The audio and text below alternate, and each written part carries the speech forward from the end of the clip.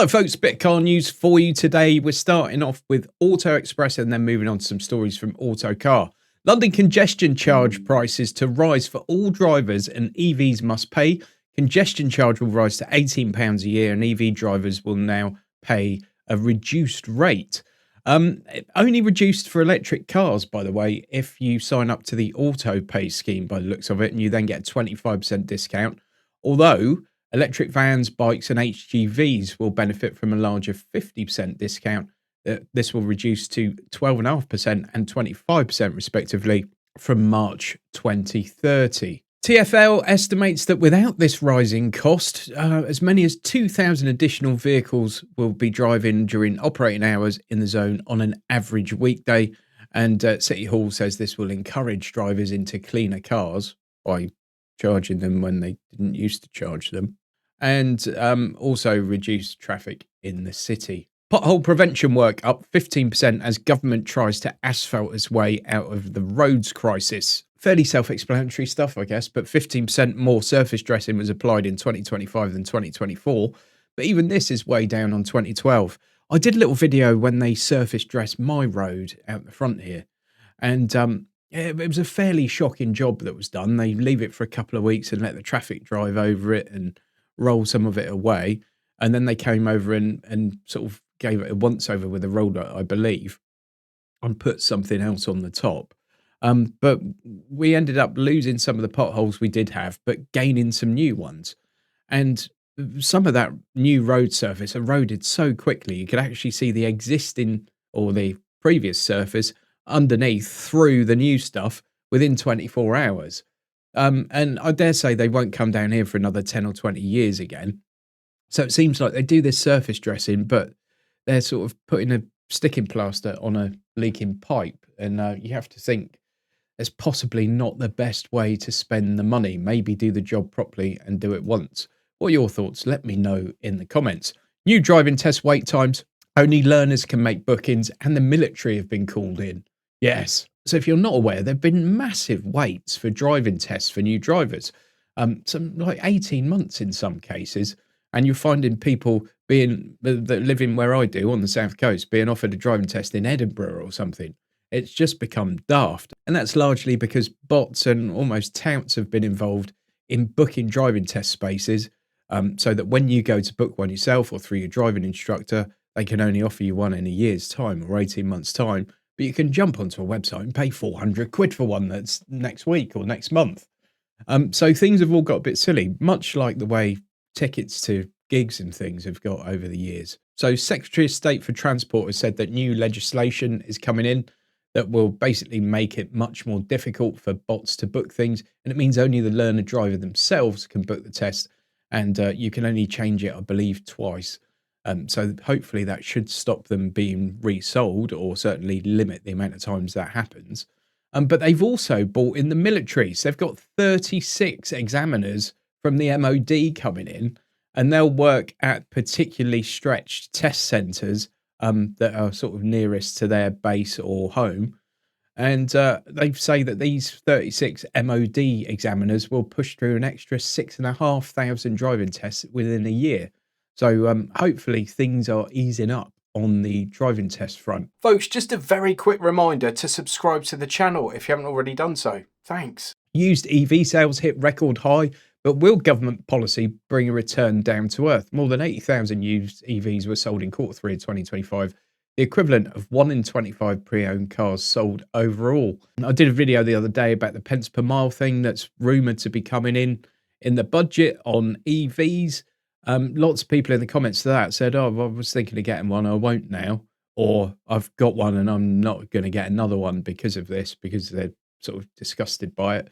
Obviously, if it does come in at 3 pence a mile and you can charge from home, you're still going to be massively better off running an EV in terms of the running costs than you would be with a petrol car. But there will no doubt be a backlash of people that just feel they've been lied to and will go against whatever the government says at the end of the day, whichever government that might be. Just before I trigger anyone. 10-minute EV charging almost here thanks to Shell. Shell has worked with British firm Horiba Mira to develop a fluid that paves the way for even faster EV charging. So this is a fluid that sits around the battery cells, and they say it can basically keep a nice constant temperature in Arctic winters or blazing hot Saharan summers. And by keeping the battery at a nice constant temperature, it should enable the car to charge at a much faster rate. So this is quite interesting, particularly from Shell, because if you've ever used a Shell public charger, um, I've always felt that they've made them deliberately bad to try and encourage you back into a petrol car. The Shell and BP ones, in my experience, have been pretty shocking, although some of the newer BP ones seem to be fairly decent. McLaren SUV to get V8 power. New four-door is crucial to British brand's future. Latest leaks suggest McLaren's upcoming SUV will get V8 hybrid power, not electric. There's this big sort of trend at the moment for traditionally supercar companies to produce now SUVs. Lamborghini got the Urus, Ferrari got the Purosangue, Aston Martin got the DBX. I don't like them personally. I'd like supercars to be supercars, and I don't know, SUVs just don't feel that way to me. I mean, this thing looks pretty cool. It looks a bit like a Hot Wheel. That is only an artist impression of what one might look like, however. But this is going to be a £200,000 V8 McLaren hybrid SUV. I don't know. I guess there's a market for it, or they wouldn't be making them. New TVR Griffith lives, car brand that won't die, plans V8 sports car and EVs. Now, I don't know if you know, but if you only produce a limited number of vehicles, I think it's either under 1,000 or under 2,500, I can't remember which, you don't have to worry about the zero emissions mandate because you produce such a small number of vehicles. And I would have thought TVR would have been like V8 only all the way going forward if it came back. This is about the 5th time TVR has risen like a phoenix from the flames, by the way. That's not the case, however, because the new owners are Charge Holdings. And if you went to Everything Electric down in Farnborough, you would have seen an absolutely glorious looking 60s Mustang, which was a Charge Mustang, and it's completely converted to electric. Absolutely amazing thing inside and out. Looks incredible. My good pal Jerome did a video of one actually on the Outrun YouTube channel, so go and watch that if you're interested in any way. But they now own TVR, but they're well aware that TVR is very much a big petrol brand, so they're going to offer both, which I think is great. Here's some further shots of it here. All looks kind of lovely. Hopefully, as it's got a company like Charge behind it now as well, they won't have sort of wiring looms that look like they came from Maplin and might be a wee bit more reliable. Really excited by that because I love TVR as a brand, and I'm glad to see it live on in some guise or another. New Bentley Continental GT Super Sports is back to basics, rear-wheel drive, 657 brake horsepower brute. They're ditching hybrid tech for this. It's just going to be pure V8 muscle. It's going to be extremely expensive. And one thing I can definitely say about it is I won't be able to afford one. It's going to have a 4-litre twin-turbo V8 that's beefed up with larger turbochargers, new cylinder heads, and a stronger crankcase. The result, 657 brake horsepower, or a rather demonic 666 PS. That's going to be the highest energy density of any Bentley engine to date, with 164 horsepower per litre, which is fairly epic. I'm guessing it will be a fairly limited run, and they'll cost as much as my house, probably, if not more. But there you go. Bentley are keeping it real, as it were. Reborn Ford Focus RS to rev to 10,000 RPM. Borum Motorworks new 10K engine promises 335 bhp while weighing in at just 85 kilograms. The other important number with this one, I think it's going to be £295,000 or £285,000. They're only doing 150 of these cars, so they'll be extremely limited. My hope is that these things actually get driven. So I think that there's such a limited number and the price is so high, they could well become sort of, in the guitar world, we call them case queens, but garage queens, if you like, for, you know, billionaires in their car collections. But a car like that needs to be driven, doesn't it? Looks great, by the way, bringing back those old Mexico vibes. Ford have given it their stamp of approval as well, which is why you'll see the Ford badge and the Borum on there. So that looks really cool. I'll never get to drive one, I'm sure. Nissan promises electric Juke will be Marmite as road tests begin. The Sunderland-built SUV will have an intentionally more divisive design than its Leaf EV sibling, and I think that's brilliant news. Some people will think, "Oh no, they're going to make a weird car."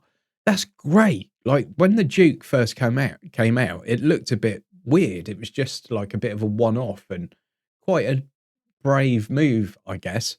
And we're now in an era of car design where so many cars look so similar. We've got very generic, and not many people move too far from what's considered to be the norm. And whether I love this design or hate it at the end of the day, I'll love the fact that Nissan have done something brave. And I hope more car companies start to do it and we start getting some quirky design again in our cars.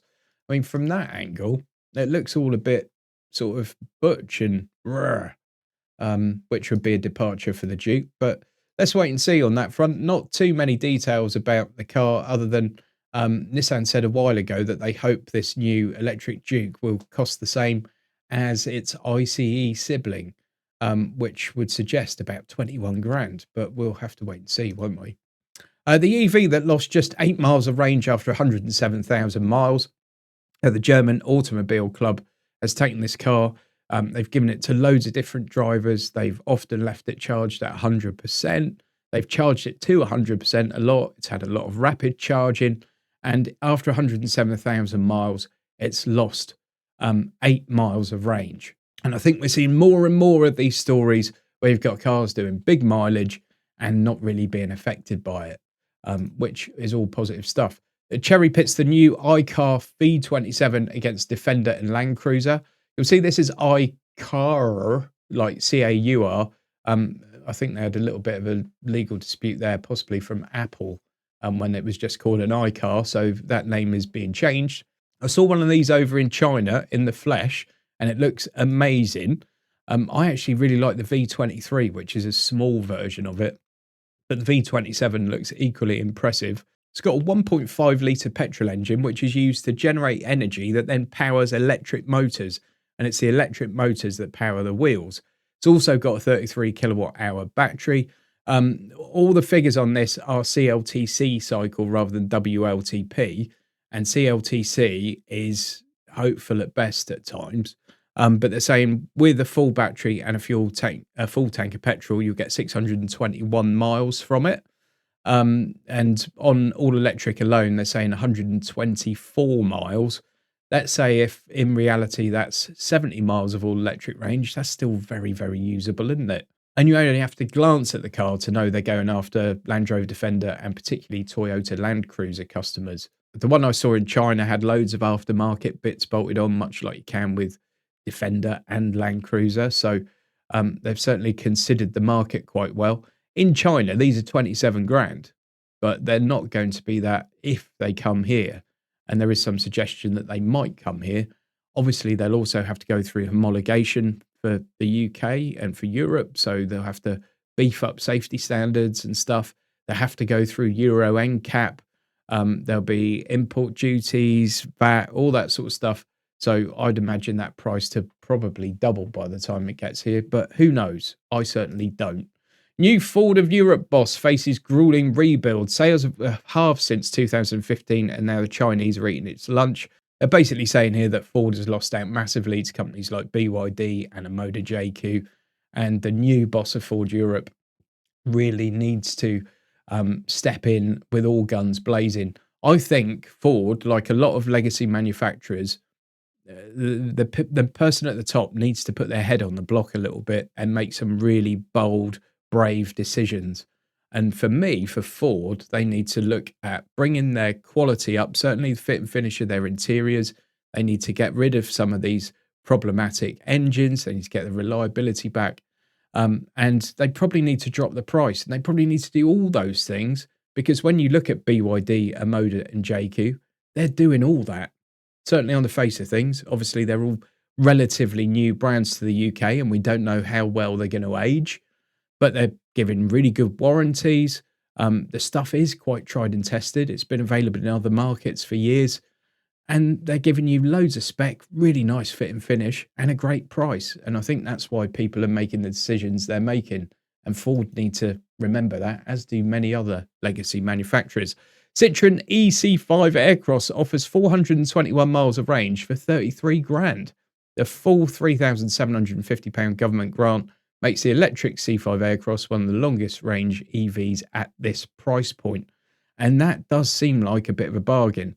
I'm sure not too many people will go for base spec, and it's always base spec that's quoted in these sort of prices when you see them in articles like this. But 421 miles of range, the C5 Aircross is a big car that really will suit a lot of families down to the ground. You've got a big boot. You can get 3 car seats across the back if need be. One of very few cars that you can actually do that in. And they're always nice enough things to drive. Obviously, they've been let down a bit in the past by some of the wet belt stuff. The diesels had reliability issues and stuff. This could be an absolute winner, and that seems like a pretty sharp price. Folks, thanks for watching that one. It's just a quick one today. Just wanted to blast through a few news stories for you. Thanks ever so much for watching the video. Please give it a thumbs up, please hype, and please subscribe. I'll see you on the next one. Huge thanks to all my channel members for your continued support. I really do appreciate it.